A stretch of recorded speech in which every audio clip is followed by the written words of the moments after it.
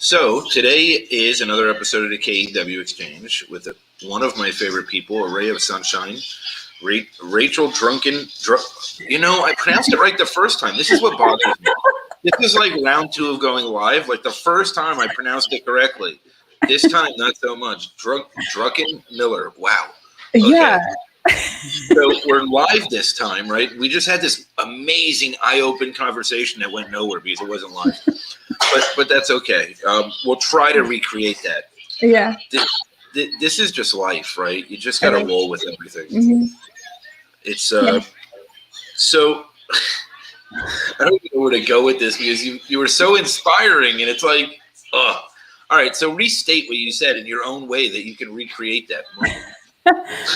Yeah, well, you asked me how I was doing, and this weekend was it was a much needed weekend because usually I spend time on the weekend getting caught up on, like on work that needs to get done, or like, oh, let me drop in this clubhouse room and waste 3 hours or whatever. And this weekend I was just present with people for basically the better part of, like, honestly, the entire weekend, with the exception of like half of Sunday morning. And it was really life-giving. Like my soul needed it because I just pushed myself so hard during the week, and to let myself just like not even walk into my office all weekend was amazing. I'll let you know when I know what that feels like. 1, being around people. 2, not walking into my office, because right now my office is the couch. So with Sid sitting next to me, hacking away, watching her iPad, and the other 2 in the back with Raquel on her show. So this is my life right now. It's spring break, so they're home. And I think I have 8 lives this week, if not more. I might have more than that, actually, now that I think about it. I just keep adding more because I don't have enough to do. It's I love it, though. I love being live. I love having conversations with great people. I love the experience of it, right? And bringing and sharing messages across this medium, because I think that it's... Sid, you okay? Okay, ignore me. Okay, so she's fine. Yeah, I mean, I just love it, right? Like sharing messages across it and getting the message out and putting ourselves out there and sharing strength and overcoming and, all those beautiful qualities that we all have that we don't ever give ourselves enough credit for, ever. Yeah.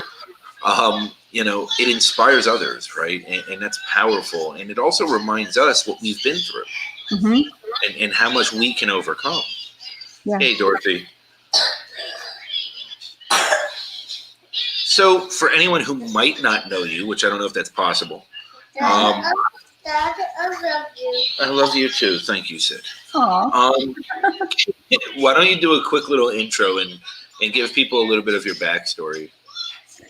Yeah, so I live in Baltimore, Maryland, born and raised by 2 entrepreneurs. So I grew up in kind of an unconventional home where I didn't see my parents, feel like work sucked. Like they actually enjoyed what they did, and I, thought that was normal.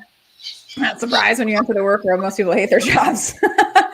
So, I was fortunately impressed upon at an early age that, I could do work that I wanted to do, that I should enjoy my work, that it should feel meaningful.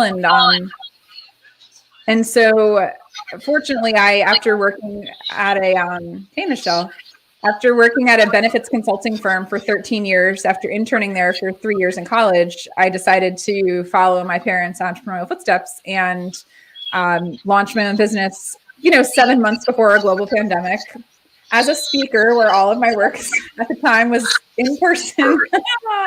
Perfect timing. Right? Joke's on you. And so I've, had the opportunity to just really unpack what it is I believe I'm meant to do here, and to get beyond the corporate jargon of like, I engage and energize people, which is what I do, right, through speaking and facilitation and training. But more than that, I wanted to kind of go another layer deeper and like, what is it that I really do? And what I really do is I activate hope and possibilities in people, and help them get unstuck and help to kind of like ignite that sense of agency that in a lot of people can just kind of get a bit muted. And it's really life-giving work to be in a position of almost kind of like breathing life into other people. So yeah, so that's what I do. So now I do this all virtually, 100%. Flipped my business and do it all from behind my computer, and it's really great. Actually, sleeping in my own bed is really glorious. Rolling out of bed, only throwing a nice dress shirt on or a shirt on, and not having to worry about bottom down. It's like it's a very freeing experience, right? Like I love you too, Sid. It captures, You want the water again? Okay, Sid. This isn't how this is going to go. This is just, we've got to deal with life on life's terms. Yeah. So for anyone who, I don't know if this is possible either, but anyone that doesn't know what you've been through, can you share it? Because there is so much power in what you've overcome. And I think people need to understand that, because not only does it show the strength of you and your inspiration and your power, but it will inspire others who go through obstacles and adversities also to be able to overcome. Thanks. Yeah, I mean, it's kind of like all of us have stuff that happened when we were kids that affects us. And I was sick a lot as a kid. And then I, once I got into my career, I was really defined by achievement. And so I pushed myself to work my way into burnout 4 years ago and got Epstein-Barr virus, got really sick and had to recalibrate as a result. Chose to recalibrate. I didn't have to. I chose to recalibrate as a result of that experience 4 years ago. And then when I launched my business, COVID hit. I had to completely shift everything. And, at that time, I remember it was December of 2019. I remember looking at my calendar for 2020, and I had 2 events booked. I had 2. And I was like, like, you're the primary breadwinner. This is a little frightening to only have 2 things on your calendar. And so I started to, tap into my network and put myself out there more. And so by March, I was like feeling good. And then COVID hit. And then 6 weeks later, I was out running with my husband and got hit by a pickup truck and fractured one of my vertebrae, and have been in physical therapy for 10 months, recovering from that. I'm about to graduate from physical therapy, which is... That's huge. That's super awesome. He's like, you're getting boring. I'm going to kick you out. I'm like, ooh, okay. I like that idea. You've never wanted to be kicked out of anything so bad in your life. I'm like, please. But then like other therapy, like psychotherapy, I see a somatic therapist who really understands the mind-body integration, who's been really helpful in the trauma processing of that experience. And every Saturday morning is just like, I feel like I get cut open and then like gently stitched back together. And it's been a year of growth. I mean, it's been a year of proving to myself that I have what it takes to do this, that I am a tremendously tenacious and determined and resourceful and creative person. And that I have a message. I've learned so much in the past year about relevance. I just saw what people needed. They needed hope. They needed practical tools. They needed to feel like they weren't alone. They needed to be validated in their experience. They needed permission to grieve and to feel. And so I just shifted my work. I mean, I've been in well-being for almost 15 years of well-being industry, but I was like, this is what people need right now. And I can bring that to them. That's what I did. Oh, that's it. We can call it a show. 9 minutes in. We're good. We covered all of Rachel. So, I mean, look, you're a magical person, right? Like I told you our first conversation, like your energy just flies, right? Like you fly off a screen. I can't imagine in person. You probably have to travel around in like a box to be protected from yourself. Like, I mean, you sing, right? Like, let's not even joke about the singing. The singing is just another level. I've already made fun of Brian Shulman because nobody's going to want to lip sync battle anymore because you in the video is a broken challenge. Like, it's going to make everybody run to the hills, right? Like, nobody's going to want to compete with that. So, and I understand it's the intro, but it just scares everyone off. But, like, I mean, I can't even lip sync as good as you sing. Like, I mean, this is the issue, right? Like, but it's like, you're loving life right now. And you've been through, like, it was one thing after another, right? Like, I mean, you make jokes about starting your business and speaking and stuff like that right before COVID. Many people have done that and just fell on their face, right? Like, they just didn't know where to go from there. Mm-hmm. You just adapted and kept going. You just moved forward. Where do you find that strength? Where do you find that resilience, or just? I think it's even with you. It's even more of it. It's more like purpose, right? It's more like, this is my purpose, and I don't care if you throw a truck at me. I'm still going to go, and you've proven it, right? Like, I mean, you've proven that a truck's not going to stop you. So, like, I mean, don't ask for anything more. We understand that you can handle anything, so let's not ask for more. But like, where do you get that from? Like, yeah. I mean, for me, a lot of it is it's my faith and my connection and belief that I am here for a meaningful purpose, that I was created with purpose, and that I was created for, like such a time as this, and that, these values of love and kindness and hope and faith and joy and compassion, they undergird and really serve as kind of the fuel for so much of what I do. And so I've had so many people show up for me in the past also, that have been willing to be truth tellers, that have been willing to, bring things to my attention that I would have rather left under the rug. Like, I'll give you'll like this one. I don't think I told you the story before. I had a friend when I burned out, one of my friends, Kara, she texted me. This was March of 2017. And she said, the text message started with the words, "Warning, unsolicited observation coming." Silly. No, just sorry. Like, that's like, do I have to read this? Like, I guess so. And it was like a screen and a half scroll. So it was not a short message. And she said, I see you posting all the time about not focusing so much on achievement, but, kind of, if I may say so, you yourself rarely seem to do that. You don't seem, and here was the real gut punch, you don't seem content or fulfilled. I wish you would just see in yourself what the rest of us see and what you share with all of us. And all I could do was write back, "Thank you, and you're right." Like, well, I mean, there's mic drops, right? And that's like the mic drop. Like, yeah, I wish I could see it too, but okay, thanks. Like, I don't see it yet, so we'll just wait. Yeah. COVID later, a truck later, and now I kind of see it. Like, thanks, appreciate it, God. Let's pass me a little more. I kind of see it, and that's what it is for me. Like, right, like that sense of hope.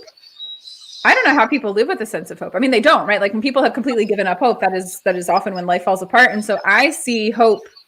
And it's funny, so I was talking to one of my friends a couple of weeks ago, because I was in that spot where I was like, I read this book, reading this book called Be by a woman named Jessica Zweig. And one of the things she said was, she said, stop educating. What did she say? I wish I could remember what it said. I have the quote somewhere on my LinkedIn page. I'll have to find it. But she basically just said, like, stop using these vanilla corporate jargon words to describe what it is that you do. And she said, like, illuminate, motivate, captivate people instead. And so I thought, well, what is it that I do? And I asked my friend, I was like, you know me well. Like, what do you say that? What do I do? She was like, Rachel, you give people hope. Like, and that word hope has been a thread in my story for the past 4 years. And if my husband and I ever have a daughter, we want to name her Hope. And I've been given a bracelet as a gift with the word hope on it by a total stranger. And so I view hope as kind of the intersection between agency and possibility. So agency is the sense that, right, that I have the ability to influence the outcomes of my future. I have the ability to influence the choices I make and how I show up. I'm not a victim of my circumstance. And that something beyond what I'm in right now is possible in the future. And that carries me, that and the belief that I'm meant to be kind of hope and light on this earth, and my interactions with people. That is what really motivates collectively. Long answer longer. That is what I'd say really influences and inspires what I do. Well, I mean, look, you're like a human light bulb, right? Like you just light up a room and you captivate everyone's attention because you carry that with you. You don't only talk about it, you live it daily, right? And you're always giving back and you're always reaching out and you're always checking on people, right? Like that's who you are. Thanks. And your soul shines through, right? It's funny because hope, like I always say, all I need is a sliver of hope and I'm going to find my way through anything, right? And again, like you've been tested, I've been well beyond tested. Like everything I've been through in my life has been a test, right? And I just need to find that sliver, whatever that sliver is. And you know, it's people don't understand how powerful that sliver of hope can be, because just like a mustard seed of faith, a sliver of hope, when combined with faith, then turns into this amazing lightning bolt of a moment that really changes everything in your life. Yeah, I have a story about that I haven't shared before. When after I fractured my back, I was in a back brace for 2 months, and I had to be very careful with my movements because I couldn't bend, lift, or twist while the bone was healing. So that pretty much limits limits anything, almost anything. Yeah, standing. You're able to stand or lay flat down. Right, basically is what I did. I watched lots of Schitt's Creek. And Parks and Rec. I needed something to brighten my day. So 3 weeks after the accident, once I felt more comfortable, like getting in a car and going, so like I wasn't driving, and I drive for 4 months, but to go to a track near our house because it was flat and it was new. So I was like, all right, I feel safe here. So my husband and I went to walk, and he would like hold my hands and I would be walking very slowly. And I remember this moment where we were at the track and there's these two guys like tossing a football around. And one of them like sprints out. One of them goes to like throw the ball, and the other guy sprints out and like cuts back in and reaches up and catches the ball. And I was like, well, that's a really good snag. And as he turns from making the catch to run back, I see that he has one arm. I love you too. I see that this guy has one arm. And I was like, oh, it was that there's this book a friend told me about years ago called God Winks. It was like a God wink of like, I see you. Yes, that guy with one arm is a beast of a football player. You're going to be okay. It was like these little moments, or watching the quarterback, I forget what team he plays for, Alex Smith, when he like got his leg all jacked. Oh yeah. No, that was bad. That was nasty. That was brutal. And now you played this year, you know, and like I watched Bethany Hamilton, like with her arm getting bit off, and now she's this incredible surfer. So I looked to other people's stories of finding hope in very dark places. And so sometimes if you can't like manufacture it yourself, sometimes it helps to just read about or watch or listen to a story of somebody else who went through something really difficult and came out on the other side. And I was very intentional with what I surrounded myself with, you know? So like that's so, but see, that's amazing to even be able to receive that, right?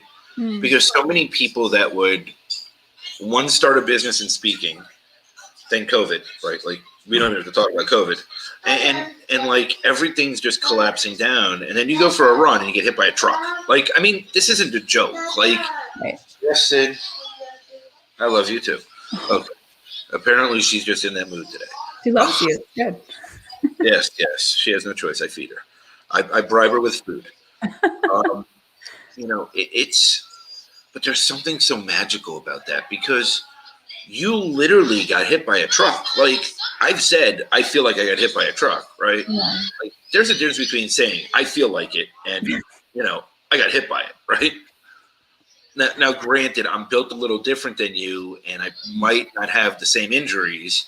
I might have broke the truck, but you know, it all depends, right? Like just to be able to overcome that and just know that you're going to get through this. Like it's not going to stop you.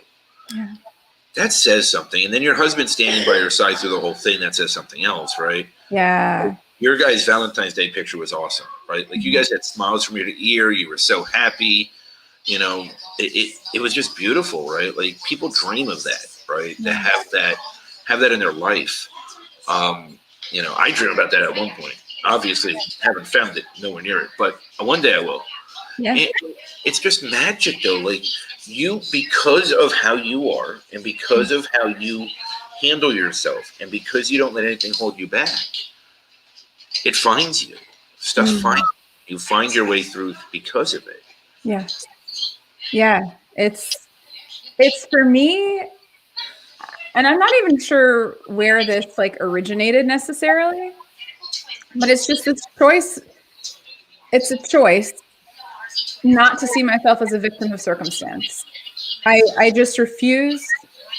I refuse to see myself as a victim of circumstance. And this doesn't mean I don't grieve. I mean, trust me, I yelled and cried and sobbed and was angry and replayed it in my head. If I'd left 30 seconds later, if we'd gone a different route, why didn't we cross the street the other direction? Like, I did all of that too. And I think it's important to acknowledge, when we see somebody who's like optimistic or positive or whatever, I think there's often this perception that they live in like an alternate reality and they're not connected to the hard things. And I think it makes people that much more credible when they're sharing the highlights and then they're also like, and this part sucked. Yeah. Yeah, it's like, this was the crap, right? Like I had to get through that to what you see today, right? And like I always say, right? Like you have to go through the crap. You always have to go through the darkness to get to the light. You have to go through the shit. You can't run from it, right? But like I did allow myself to be a victim of circumstance. I did allow myself to be a victim of my geographical situation. I did allow myself to, to feel that pressure. But for me, like, I'm not as optimistic as you. I guess I am in some ways, right? Like in some ways I really am like way over and above, but then in other ways I'm not, right? And like people say I'm resilient, I'm strong. I go through all these things and it doesn't stop me. I do plenty of crying, first of all, like beyond an amount of crying, like not even a normal human amount of crying. I think I said it on Friday that, I filled the Indian Ocean over the last year. Like, I mean, it's been that much crying, but like, it's okay. Like, you've got to release that. And that's so healthy, because it's when I get stuck in my head that it's the problem, right? Yeah. Like, when I don't let it out, and I think there's a problem with showing my emotions or showing the crap, and for me, I just don't know another option. Like, what do I do? Stop and give up? Like, I mean, what does that mean? Like, how do I even do that? Like, I don't even understand what that means in concept. Right. And maybe it looks different, because I think part of it is giving ourselves the grace for it to look different because, before the accident happened, I was recording a video. I was posting a video on LinkedIn every day, Monday through Friday, starting the third week of January, 2020. So for like 3 months, every day. And then the accident happened and I was just like, that ain't gonna happen. Like, I'm not, I'm like, I'm lucky if I can get up without debilitating muscle spasms in my back in the morning and make it to the shower. You're not getting a video. Right. And then I just learned to calibrate myself and say, well, when I do feel like I have something to say, it's okay if I don't show up with 110% of my Energizer Bunny energy. It's okay if I come in at 50%. Yeah. And say, hey, today was a tough day. And if you're having a tough day, you're not alone.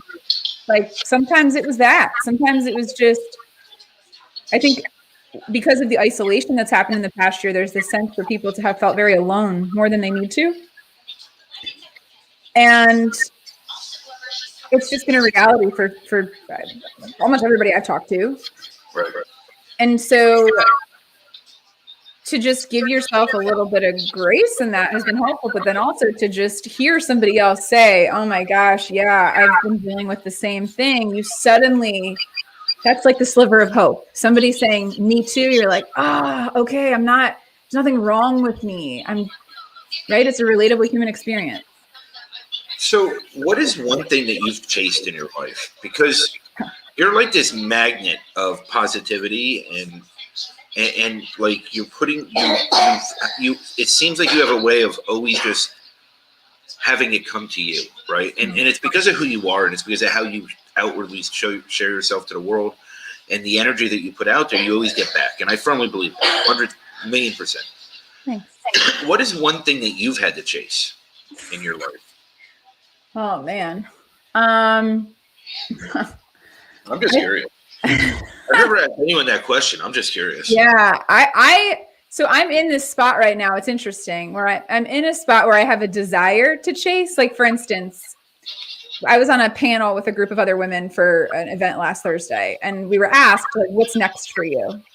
And I'm like, well, for real, what's next for me is like doing a TEDx talk and having, a New York Times bestselling book and speaking to stadiums of 50,000 people, and being on a stage with Brene Brown or whatever. Like, these are like it almost like hurts. It almost like scary to be like, yes, I'm putting this out there.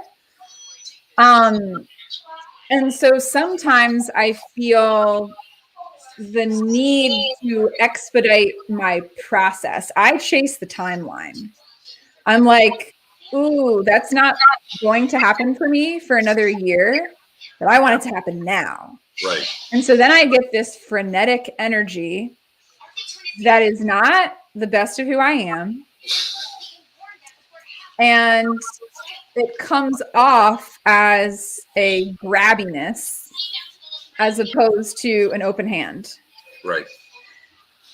And so I know that anything of any great significance in my life, and I can say this firmly, anything of great significance in my life happened in a situation where I was not going after it. I was open and available. I was showing up. It's not like I'm just kicking my feet back. I'm like, all right, life, come at me. Bring me opportunities. Like, I'm showing up. I'm having conversations with people like this. I'm, reaching out to past clients and say, hey, anything else I can do to support you this year? Or I'm posting something on LinkedIn. It's not like I'm not showing up and doing the work. It's just that I find when people, to your point, find me, it's so much less effortful and so much more peaceful, because sometimes I'm in that mode where I'm like, all right, I got to apply. Well, where should I apply for a TEDx? Versus thinking the right person will come into my space that will be familiar with this, who will have like, it's okay. I muted myself to yell at the kids real quick to close their door. I figured. So, I think that's part of it for me is trusting the timing of my life. Like, I believe all these big things in my life will happen. I don't have any linear logical explanation for it. But I do believe, like, why not me? Why can't these things happen? I have something to say, and a way of saying it, and a way of singing it, or a way of bringing these things into the world that's unique and special and impactful for people. And, so it's funny you ask that question, because I'm a little bit in a spot where I've been thinking about that dance of allowing and inviting and receiving versus like elbowing my way into it, which is like the way society tells you, like, hustle after it, get after it. I'm like, that is just not when the best of me shows up. No, it's challenging, right? Like, time and patience, and because when you have a knowing, right, that something's going to fall in place, and you have a knowing that things are going to work out, what I try to do is control the amount of pain to get to that outcome, right? And that's dangerous, because for me, when I start controlling the amount of pain involved, it means that I really start screwing shit up. Like I impact things in such a crazy way, and it's really with the best of intent, but I get in my own way and block it all. And it's just it's so strange. Like, this whole concept of allowing has just been something that I'm really learning over the last, I'd say, 3 to 4 months. I never truly understood how I put so much effort in. Why am I not getting the result? But if I sit back and I just be me, all those things are going to get attracted to me when the time is right. Yeah. Just trust that, right? Yeah. And time is this big stigma thing in the world, right? Mm-hmm. Every bill is due on a certain time. You know, if you're Yeah. a woman, your biological clock, you have to have children by a certain age. You know, you got fortunate, married, you're everything, right? Not everybody has that luck. You know, if you're a single person, then, oh, you got to get married. What are you doing with yourself? You're nobody by yourself. Like, I mean, there's so many crazy timelines, right? Yeah. I have to be dating because if I'm not dating someone, then who am I? Yeah. Right? I can't Yeah. sit in my own skin. And like timing allows things to fall in place. Yeah. We just have to stop fighting the timing. and it's so hard. It because when you see it, it's like, ooh, that sounds so good. I want it now. Right? Yes. Yes. And it's to be patient and to in some ways make short-term sacrifices, because I do believe that some of it is short-term sacrifices. Yeah. I think it's, you know, there's really something to be said for that sacrifice makes something sweeter in the end. Mm-hmm. I think it's this whole lesson that we're trying to learn as humans during our experiences is it's okay to take a hit. It's okay to take a step back. It's okay to, you know, get punched in the face. It's okay to get hit by a truck, right? And slow down, right? Like if that's not a sign to slow down, then what is? Right? Like, you know, slow down a little. Take a step back for a year. Like, Yeah. granted, a year later you can laugh at it, right? A year later you can. You know, but then you couldn't. So Yeah. And the meaning too. It's like the meaning making aspect. It's like in the moment. And it's, you know, they call this thing, I think I heard it from Brene Brown. I don't know who originated it, but spiritual bypassing, where we're like, oh, let me just rush right to the purpose of this thing and then not ever show that I'm actually sad or angry or hurting or frustrated. And in the trauma room at the hospital where I was by myself because it was COVID, so my husband couldn't be with me and all that kind of stuff. Hey, Raquel. She's babysitting the older two, apparently. Love Apparently, this is counting as babysitting, so I can She's do the line. amazing. She is. But like, I remember thinking to myself, and I don't know if speakers, writers, just people that are looking for a sense of purpose, have a sense of connectivity in the world, think this way. And I was just like, there's something here about rising up when we get knocked down. I am going to use this. I don't know what it is yet. And it wasn't until probably September that I started shifting the title around of one of my talks to I'm Still Standing. And I was like, this is my declaration. I sing a little bit of Elton John in here. And like, that is a celebration for anybody that's made it this far is, hey, I'm still standing. This year, you didn't get hit by a truck, but you had something that knocked you down. Yeah. Or 10 things that knocked you down. And it's crazy. It really is nuts though, right? Like, yeah, there might have been more people hit by trucks if more people were let out of their house. That's true. Yeah, lesson, right? Stay inside, Rachel. Yeah, I mean, it's like, you know, when they said lockdown, you're like, okay, I'm in. Don't have a choice. Not going anywhere. Right. Can't move. But can I mention something that you said earlier about the okay. When I think about like my relationship with my husband, so I was like everybody's friend, nobody's girlfriend kind of a thing. In college, and I like wanted other people to be my boyfriends. Right.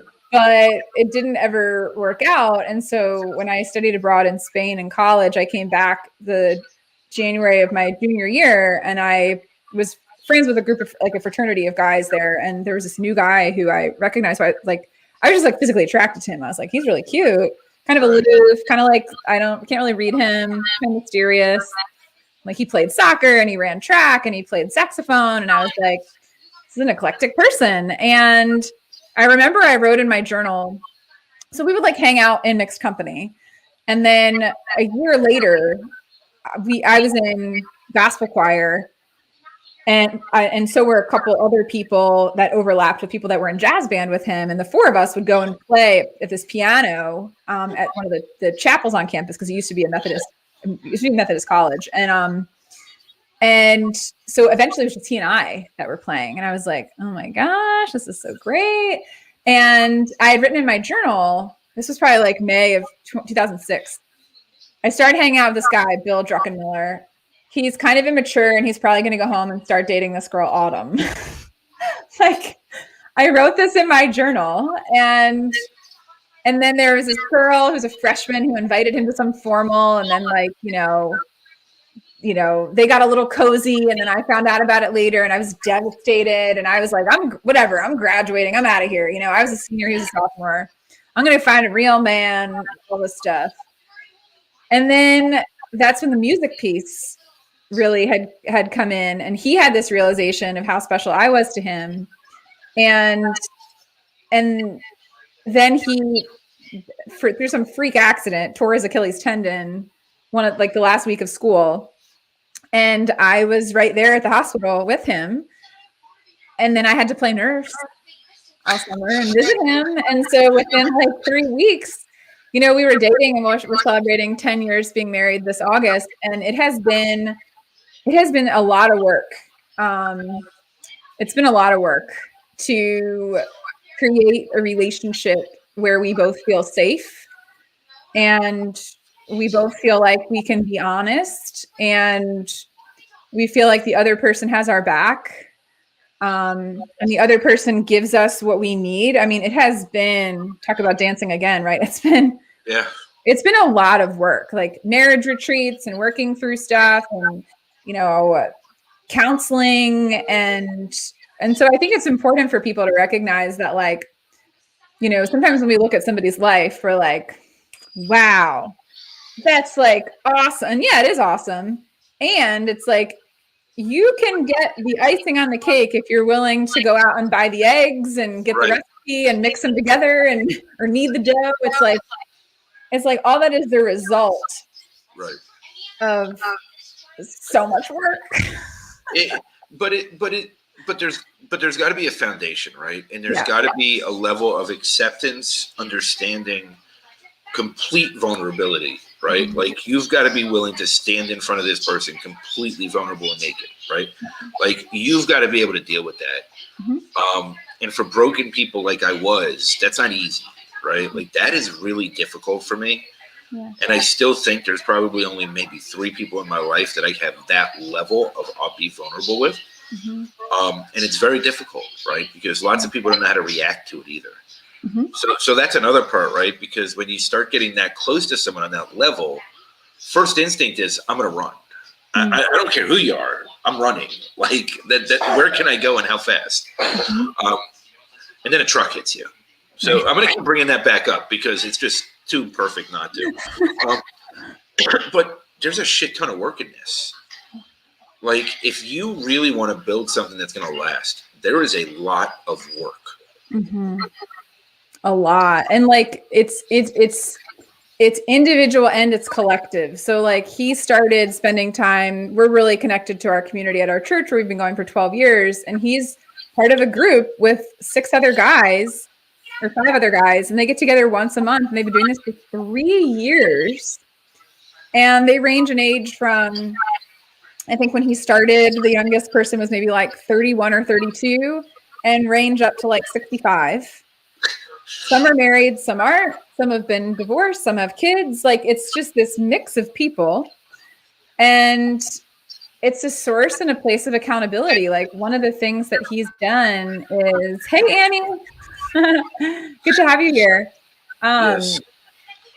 He's been willing, he's one of the most humble people I know. Like, he's been willing to go after his own growth in a community of other men who are also doing their own work, so that it doesn't fall entirely on me. And I see a therapist and have friends that I can be really honest with, so that my healing doesn't rely 100% on him, which is what a lot of people fall into, that trap of, you must be all things to me and you must be all things to me. And that's not fair. And that's an unreasonable expectation. And I think it's where a lot of relationships tend to run into trouble. Well, and there's something to be said, right? Like, for something to work, right? One side has to work on one side has to work on the other side. And at the same time, they have to work on something together, right? Yeah. And there has to be this enormous self-awareness, this enormous level of trust, this enormous level of vulnerability. And because society is so screwed up, and because the way that a lot of people are raised, and because of a lot of different things over the last few hundred years, like it's very difficult in today's world, right? And I don't know if you ever read The Alchemist, but it really does remind me of The Alchemist. I haven't yet. Can you believe it? I should. I know. Like I can't believe I hadn't read. I need to. You need to read it. and it's, and, yes, the codependency conversation, yes, and it's truly becoming interdependent, right? Because you need to be whole yourself. Each of you need to be whole yourselves, and then come together and create something better. But then continue the work.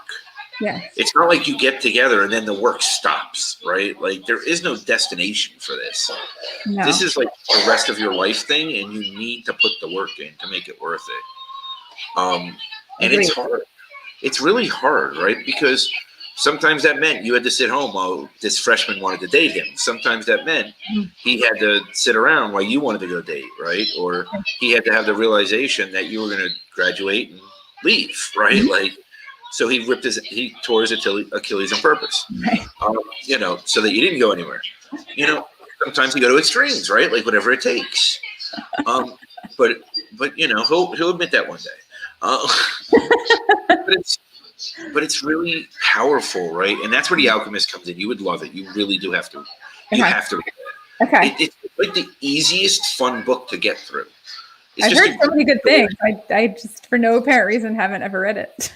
It's a great story. It's a great fable. It shows you how when you're doing it for love or for someone else, you never hit the destination. But when you're willing to take that step back and do it for yourself and do the work on yourself and get to that point, the love has a way of finding you back in the end. Yeah. And it really is powerful, the adversities, the challenges, everything that happens in it. Raquel read it a while ago, and then I told her to read it again, so she bought it again, and then she posted about it. But it's like an amazing story, right? And I like fables like that because it's pretty cool how it integrates, and it's all based on different time periods. But there's magic, right? Like that's the magic. Yeah. All right. So here's the thing. You're going to sing something. So I need you to figure out what you're going to sing.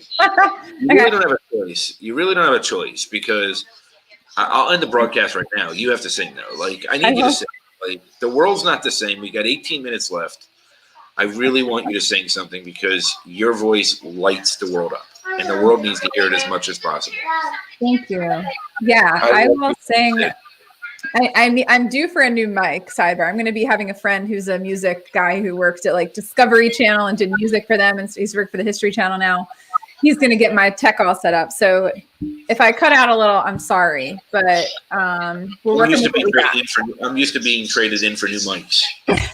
Because people don't believe I'm the right mic, and then after a while, I get traded. It comes back around when they try to trade me in for a different one. Well, hopefully this will be a positive mic experience. There you go. Well, mic experiences are usually positive when we allow it to be. Oh yes. So I'll do. If you want to, and I don't know if you want to mute in case there's any feedback, but I'll do my best to sing just this. I'll sing a snippet of a song. Do whatever you want to do. But okay. So this is a song that. Probably one of the first songs I ever knew because I loved this movie growing up. My dad said that I would watch when I was like 1.5, I would like watch the Flying Monkeys on TV, and I would just like flap my arms and like pant and make weird noises. So I love the transition of the visuals of this movie from black and white to vibrant aliveness. I feel like that's yes, Annie, he is the only mic. I don't know. There's a lot of Michaels and Mikes in this world. It's like one of the most popular names, so that's a bold statement. Well, here, I'll do a snippet. So this is a song. Some of you may already know. You feel free to guess in the chat if you want. But all right, so I'll just sing a snippet of this one. Okay. Somewhere over the rainbow, way up high, there's a land that I heard of once in a lullaby. Somewhere over the rainbow, skies are blue, And the dream that you dare to dream really do come true. There's a snippet. Does that work for you? Yeah. That was impressive. That was impressive. Thanks. It's a fun one. I believe it. You know. Yeah. That's power. Yeah. So what are you working on now, and what's coming next for you? Because the world needs to be ready for you, because you're taking it by storm, whether they realize it or not. Thanks. Well, I have voice lessons every Monday, and I'm finally narrowing down some specific songs that I want to really kind of master, like covers really, with a voice teacher. So I'm in the process, and if anyone listening or watching knows, feel free to give me some insight on this of how to legally put covers up on Spotify, because I want to start doing something like that. I believe I have the capacity to songwrite. I haven't ever explored that at all, but I have some friends that are songwriters and musicians. So not to do that full time. It's not something that I have a desire to do with my full-time job. I love speaking way too much, but to really embrace my identity as a speaker singer. I like that. You just like being in your pajamas. You just like being in your pajamas all day, every day. I know. So that's part of it. It's just like really going more into that. And you'll see that reflected more in videos on LinkedIn, that like my goal is each time I put a video up now that there's at least a line that's sung, like something in it. Cause I'm like, I gotta come on, Rach, this is your deal. So that's part of it. One, I'm talking to a woman this week, a follow-up conversation about exploring book writing. Cause I've wanted to write a book for a while, and started the process 2 years ago, and that also fell on its face the week COVID hit, and that was another real big disappointment. But something says the book would be different now, like just a tad. Just like something tells me, everything up till 2020 would be one chapter of the book compared to this last year for you, right? Yeah. Like literally starting the business, getting hit by a truck, literally, which most people can't say. Right. You're just you, and it's amazing, because the strength and resilience, which I do think are over. Sydney, let me finish my live, baby. Okay, play with the feet. Okay, she wants me to play with her feet. I don't like feet, so they're wrapped in a blanket, because feet irk me. Whether they're my children's or not, it's okay. They just irk me. But as long as Raquel's babysitting in the back, we're good. I can't wait to have to approve this video. God help me. Your story, though, will inspire so many, right? And in the beginning, your story was great because you fought through, pushed through, always overcame. But now it's now you really have your wounds. The other ones weren't really there yet. Now it's oh, you're ready for that movie. Let's bring on a movie now. Now we can, just bring the movie out and just go, because now you have that real turning point. It's let's add that on top. Yes. It's here's the inflection, right? Yeah. So how much did it change your book? I'm curious. How much did it? Well, I mean, the book's not written yet, but in terms of what I'm going to be focusing on, one, I was writing it with somebody else, and I felt like I was starting to almost hold back things that I wanted to be mine. Because I was like, this is my story. I'm writing this book, right? And I was going to benefit from the fact that this other person had already written books before and had a network. And it was, I think ultimately could have been something good. But I really think that all that had to happen, as painful as it was. I had 40,000 words written. That's a lot of writing. Wait, 40,000 words? 40,000 words. Wow. Over the course of almost a year and a half. But some of the stories that emerged from that, I would definitely use them in the book that I'll write. And so we're having a call, kind of a strategy call this week to see, hey, what's next for that? What's going to come out of that. And,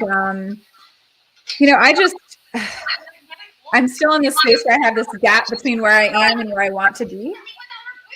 And I had someone say to me last week, you might be closer to that than you realize, because one conversation, one introduction, these little things can expedite and be catalysts on our path. And so I'm open to that. I'm open to whatever that looks like. And And I'm grateful for people like you who give me the opportunity to put my message out there and share my story. And I, talking to a guy in 2 weeks about possibly, do I start my own podcast? Like, I don't know. Like, there's, again, so many things I can do, but it's like, what is really the best? The answer is yes. There's not a question. The answer is yes. Yes, the world needs more Rachel, so the answer is yes. Okay, thanks. I mean, because you could do it about a bunch of different things, right? I mean, you can do it about, just helping people with your ways of helping people. You could do it about overcoming whatever comes your way. You could talk about zero adversity to adversity to now overcoming it all, right? Yeah. I mean, even your spiritual journey's been strange, right? Your religious and faith and belief journey's been a little unusual. It has been. Right? Yeah. So, I mean, what's normal? So you might as well do it. Like, the absence of normalcy. I mean, call it whatever you want. But, like, Rachel and Bill's excellent adventure. That's a funny one. You know what's funny? No one's actually ever said that before. Really? No one's ever said that before. I just thought of Bill and Ted, and then I'm like, well, you can't be Ted, so it's got to be Rachel and Bill. And then you just take the excellent adventure one, right? Sid, you're playing with your toes. Like, seriously, I don't think. What's going on? Or like Bill and Ray, like, because you're saying like a ray of sunshine. I'm like, well, my nickname for Rachel, RAE, is Ray. There you go. I mean, that would do it. I mean, Ray of sunshine. The sun always comes up, so you're good. Like, I mean, I think you can do anything, right? And you have this about you that you're able to share it with others. And you communicate it in a way that is genuine to you, and you do it on a heart and soul level. You do it on a true to you level, right? And you have that way of communicating on all levels. And that's difficult. Like, people like me have to work at that crap. For you, it's natural. Like, I had to really work at that crap because I didn't even know what heart level was. Like, I just didn't. And, I had the soul level. I was just missing the heart part. So that kind of like was rough for me.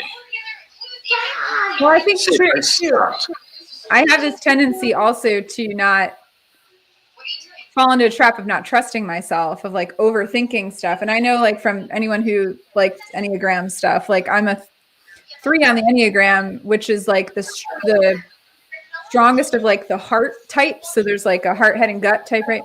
And so but they said this type is also the most likely to be detached from their emotions. And I can do that too. I can just like bulldoze and be like, all right, I got to get it done. I'm going to get it done. I know what it takes to get what I need to get done. Check off the tasks on my to-do list. Sometimes at the expense of honoring, wait, pause. How are you feeling? Like, check in. How are you feeling right now? Like, what's going on? Where are you feeling in your body? Where is that coming from? And so going to therapy every single week, I mean, you're kind of not going to miss those as readily. Like, you're going to talk about them, I actually, for the first time since being an adult, I just signed with a therapist in Greece. Because, see, I can't find one in the U.S. that I want to deal with, so I had to go to Greece to find one. Wow. It's really an interesting experience because I need multiple levels, right? Like, I'm broken in every place. So we need to just really work on the whole picture here. Like, let's get soul level. Let's get, heart level. Let's get mind level. Let's take the puzzle, shatter it again, and rebuild, right? But yeah, I mean, it's really cool. Like, I'm looking forward to it because I've been so deep in my healing journey that I've been missing pieces. And, I needed someone that specifically could resonate with my spiritual side, right? Because it's such a huge component of who I am. And I have such bad memories of going to therapists as kids. Like, truly bad memories. Like, I was crazy. You can't be an empath. That's not real. You can't be this. That's not real. You can't tell me what's going on. That's not real. It was nuts. It was really nuts. And left a bad taste in my mouth about therapy and psychologists and even brainwave scans because they really thought I was crazy. Now everybody knows I'm crazy, so we're good, right? Like, we're fully certified there by the world. Sydney, stop yelling at me. Your mother did enough of that for 8 years. Stop.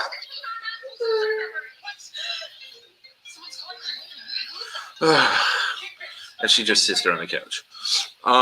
Yeah, but I mean, look, it's the world we live in, right? And we can only be as adjusted as we allow ourselves to be. With back to that allowing thing, right? That timeline thing's a bitch. Like, I want to skip all these steps and just end up where I'm going to be. Like, I want the next 5 months to go by. I want the court date to be done. I want to be, settled where I'm going. I want to just rebuild my life. And if it was one thing that, getting a 5-month continuance taught me is I don't need to move to really put my life back together. Yeah. Right. And I accepted that today. So I'm putting it back together no matter where I am. Right. Even if it is in the middle of nowhere, like literally 3 flights away from anywhere in civilization. It ends in a parachute. It's pretty interesting though. Like, we want to rush the steps. Yeah. And the steps that we rush, we definitely get thrown into again. Yes. And it's like, okay, I'm done with the again. Like, I don't want to get hit by a truck. So, I'm going to slow down and just do it. Like, whatever it takes at this point. And yeah. Rachel, you're amazing. And if you want to go on again, anytime. I'm all in. Yeah, me too. This is like layer 1, right? There's like 15 other layers of the onion we can get. Seriously. And we should do like a group one too, because I'm starting to do group shows next month. Yeah. Like, I'm starting to bring on a group of crazy people together and see what craziness comes out of it. That'd be fun. That'd be fun. So, I'll sing again. Maybe I'll have a little more clarity on what my set list. And by the way, if you or anybody else ever has any requests, send them my way, because I'm always willing to explore. Well, maybe we'll turn around and create, a backup group for you. Hey. So there you go. Who knows? Maybe we need a little bit of Philly in the town. We'll get some Motown. I said Motown Philly back again. There you go.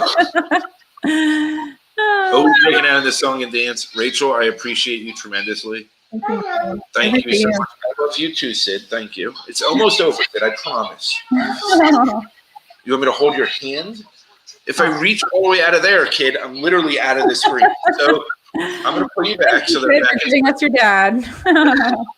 All right, everybody. Thank you for watching now. Thank you for watching later. Rachel, you're amazing. I adore you. I appreciate you. Thank you for you. Thank you. Thank you for you. You will definitely be back. 100% be back. I'm Even in. if I have to create your own show, I will do it for you. I'm in. All right. Bye, everyone. Bye. And now we get the